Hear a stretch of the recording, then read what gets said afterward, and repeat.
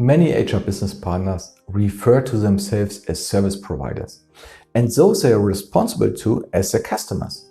In this video, I will discuss why I disagree with these terms, with reference to the role of HR business partner as defined in Dave Ulrich's HR business partner model. Following conversations with HR business partners and heads of HR from different organizations, I decided to make this video. In these conversations, many people were surprised that I said they shouldn't think of associates in their field of care as customers or themselves as service providers. A frequently expressed complaint was that these customers often do not recognize the added value HR brings.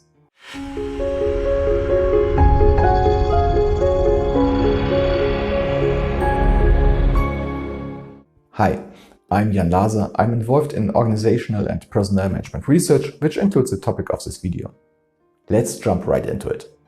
So, why should HR business partners not use the word customer?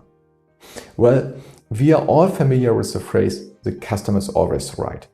This, however, can complicate the status of HR business partners in the workplace. A customer can make demands on a service provider.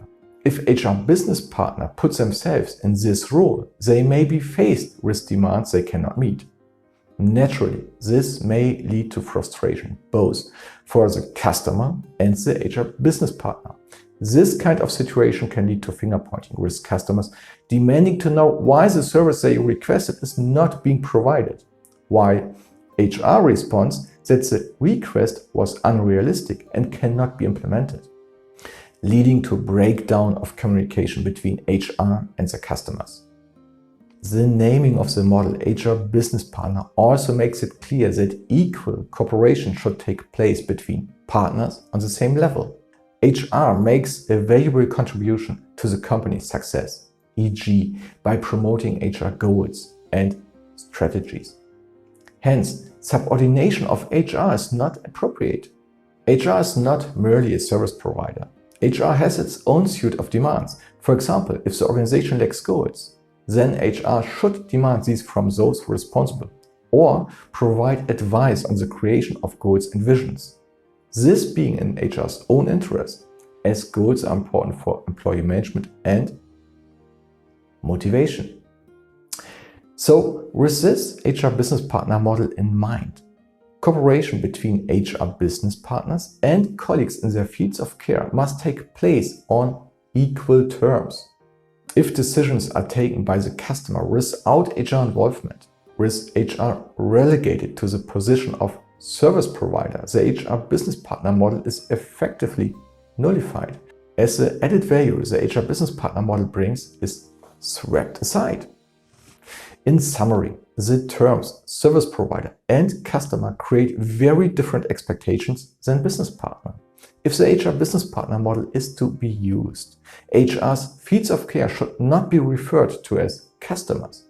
This word creates expectations contrary to the idea of the HR business partner model.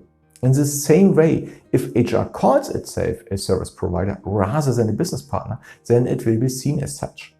If HR is to take on an advisory and service function rather than a partner model, then one should not speak of the HR business partner model just to sound modern.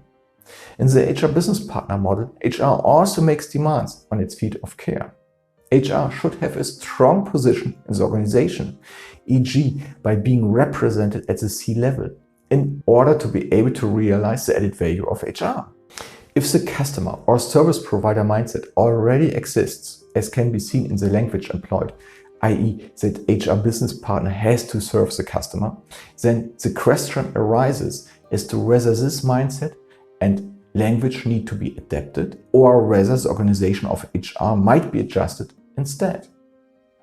If you have an opinion to this topic, please post it in the comments below. I would also be interested to know whether you have implemented an HR business partner model and whether those within the field of care of the HR business partner are referred to as customers.